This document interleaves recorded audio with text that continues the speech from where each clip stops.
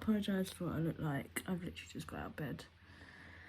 I'm meant to be, well, I was meant to be going to work today, but I slept like absolute shit last night.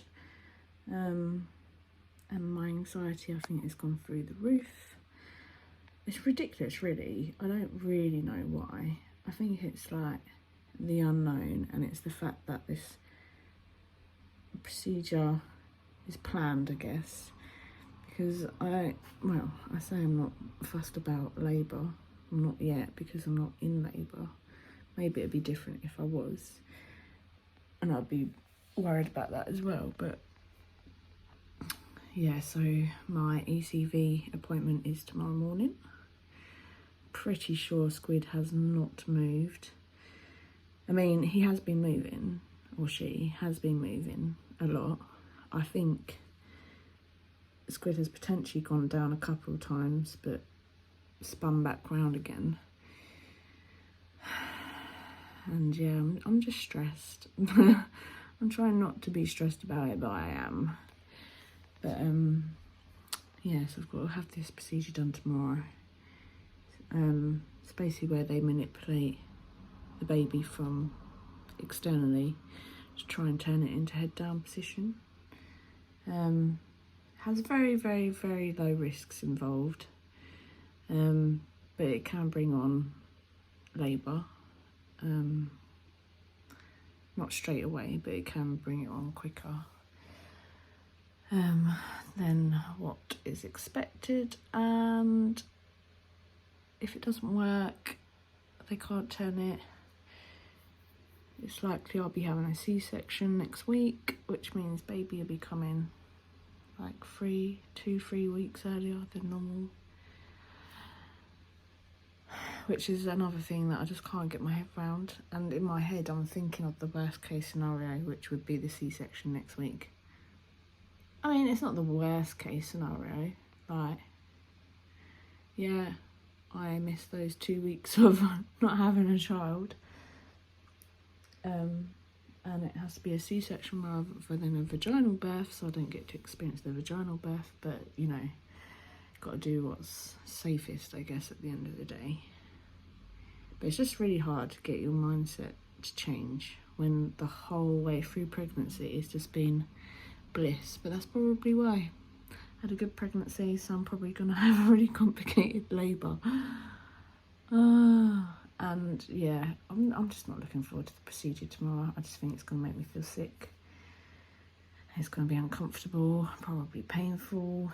At least with labour, it's like a build-up, isn't it? So, and you don't know when it's going to come. Whereas this one, I know it's going to happen, which I don't know why, it just freaks me out a bit more.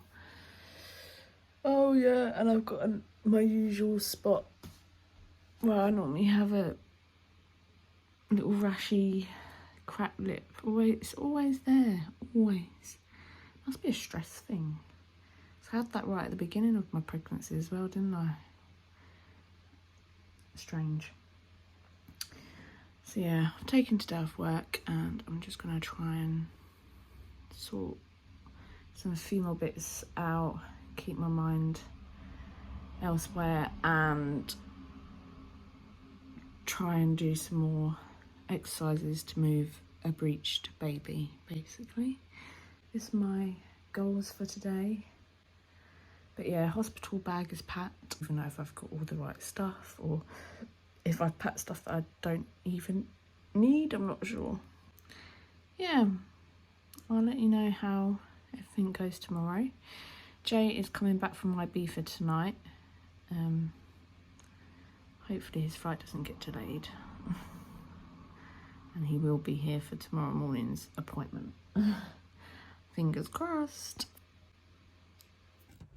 Okay, so I thought I'd show you some of the exercises that I did, which I got off the internet to help you turn a breech baby. One is spending a lot of time on your birthing ball, light bouncing, swiveling your hips in like a figure of 8 motion. Obviously I've sped this up, it's a lot slower than this. And trying to encourage baby to basically move down.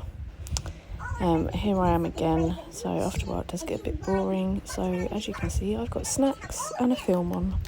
So yes, I would definitely recommend you do it when you're watching something or snacking on something, just because it just keeps you there for a bit longer than it would do if you were just sitting in quietness.